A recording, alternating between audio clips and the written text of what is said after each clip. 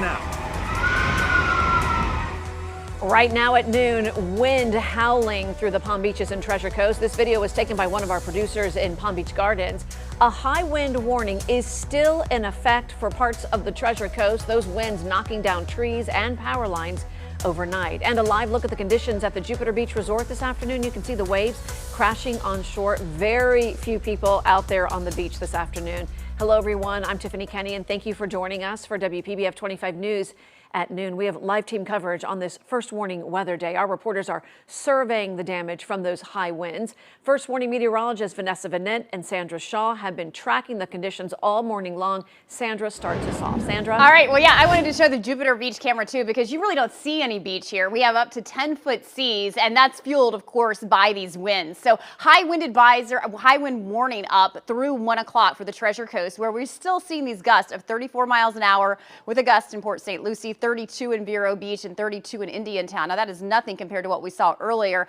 55-mile-an-hour wind gust in West Palm. So that was actually 56, the highest wind gust in West Palm Beach. We had in Key Largo, where that center of circulation was at one point this morning, an 86-mile-an-hour wind gust. And there were some reports of mariners in trouble over there, understandably. Boca Raton saw a 55-mile-an-hour wind gust, and Port St. Lucie saw a 55-mile-an-hour wind gust. The winds are going to continue to whip up throughout the afternoon, intermittently blustery, but not quite as bad as we were overnight. It was insane out there. And so that's why we have all the power outages and problems. By 5:46, we still have about a 30-plus mile-an-hour wind gust here and there possible. Will slowly subside as we get into the overnight hours. Still 39-mile-an-hour gusts showing up at 8 o'clock on our future wind model. So be aware, it will continue to be windy. Now, the rains aren't going to be much of an issue as we go forward, which is good news, but sustained winds continuing at least 25 miles an hour. The radar is not showing too much out there. Vanessa, I'll have more on that in a minute. But as far as the wave heights go out there, they are up to 10 feet, Vanessa, so it really is churned up.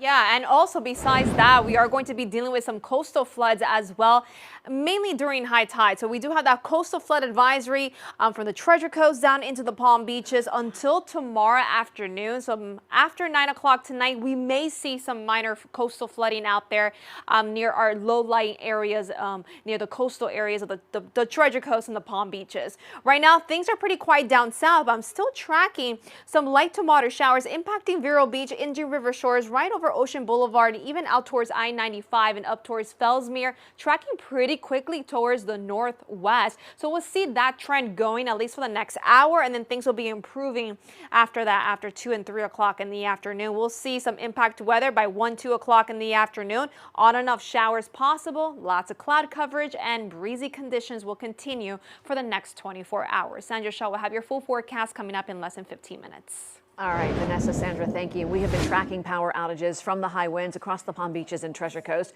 According to Florida Power and Light, Palm Beach County has more than 21,000 outages, the most in our area. The rest of the counties in our area have far fewer. Martin County has the second highest number with about 300 outages. Right now, the water is closed to swimmers at Martin County beaches due to the serious weather. Fire Rescue says the winds were so strong it knocked over this lifeguard stand. The village of Tequesta is also urging people to be extra careful. There are several down power lines and railroad track arms that are broken. Rio Vista and Bermuda Terrace were hit especially hard. And right now we're getting a look at the damage from the storm in northern Palm Beach County. Taylor Hernandez is live in Tequesta this afternoon. And Taylor, what are you seeing there?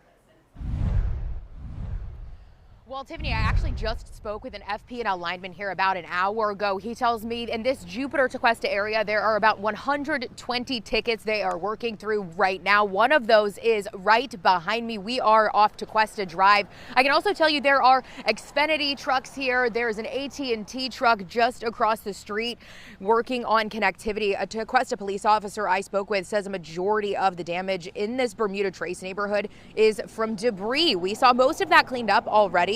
According to first warning meteorologist Vanessa Vanette, sustained winds here reached up to about 35 miles an hour with gusts close to 50 miles an hour. Now, another thing that we noticed in addition to just really the mess of debris left behind by these really strong winds were damaged railroad crossings. We saw several of them on our way from Palm Beach Gardens up here to Tequesta, most notably Riverside Drive, as well as near Donald Ross, Indiantown Road. These are major thoroughfares in this northern Palm Beach County area. So Of course, if you're traveling near railroad crossings, be extremely cautious this afternoon. Reporting live in Tequesta, Taylor Hernandez, WPBF 25 News. Taylor, thank you. And these winds are creating dangerous conditions out on our local beaches. Josie Carbonari is live at Lake Worth Beach, continuing our team coverage this afternoon. Josie? Well, Tiffany, as you mentioned, those winds are intense, and that's making the waves intense here at Lake Worth Beach. You can see them slamming here right against the pier. We've been watching them slam all day long, all morning as we got here.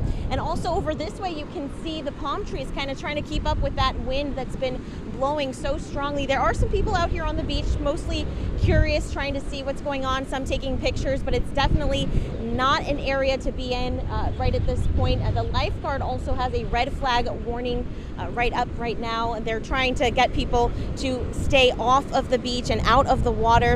And keep in mind, the National Weather Service, they say that people can expect to see high surf and coastal flooding. That will be until Friday.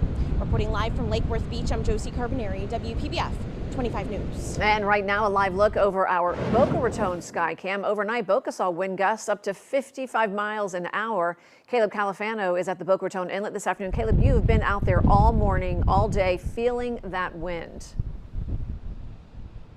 Tiffany, that's right. And here at the Boca Raton Inlet, the wind are still as strong as we saw this morning. And this is not even the worst spot. You get closer towards the mouth of the inlet near the beach, the wind only gets stronger around that area. Now, all morning and throughout here at noon in South Palm Beach County, we have seen palm trees blowing in the wind. We've seen waves crashing against the inlet, but that hasn't stopped people from coming up and taking pictures. We even talked to a few lifeguards who decided to take a dip in the water themselves, although they don't advise anyone else to do that.